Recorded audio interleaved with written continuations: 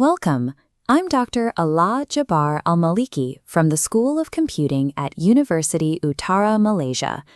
Today, we are going to establish a systematic method for reading research papers using a literature review matrix. This flowchart maps the doctoral journey, moving from your initial topic through to your final viva.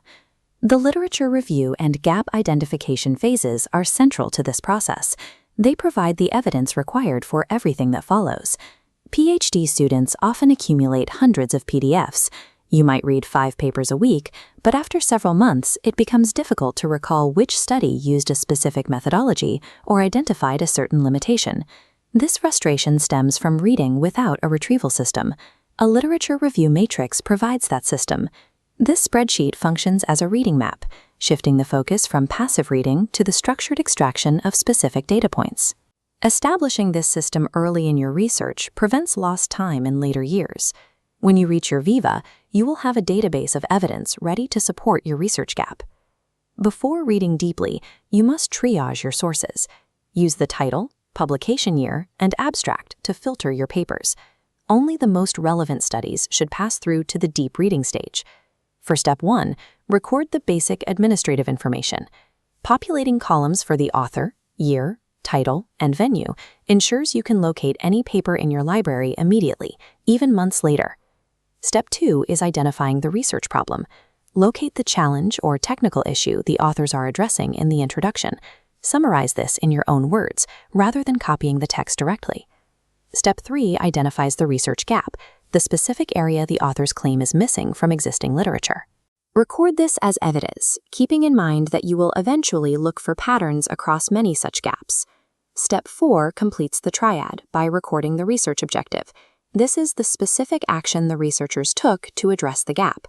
You now have a clear logical chain: the problem, the missing piece, and the proposed solution. Let's practice with this sample abstract.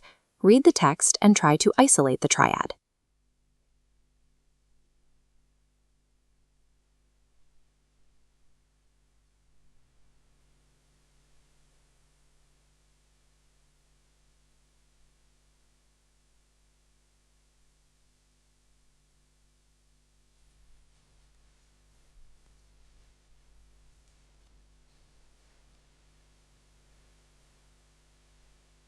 Identify which approach performed best and what specific theoretical or technical insight the authors added to the field.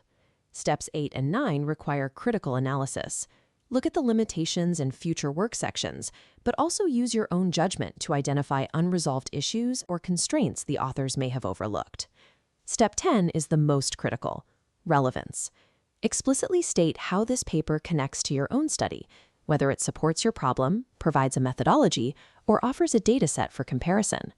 Evaluating limitations and asserting a paper's relevance moves you into the role of a researcher, turning the literature into a tool for your own study. Once your matrix reaches 30 papers, shift focus. Instead of reading rows horizontally, scan columns vertically. Finding that 90% of studies use identical benchmark data while ignoring real-world environments reveals recurring patterns, providing evidence for a defensible research gap. This summary organizes the 10 steps into 4 quadrants: logistics, the logical triad, the execution, and critical analysis. By systematically extracting this data, you turn a library of PDFs into structured knowledge, surfacing exactly what is missing to ground your research contribution.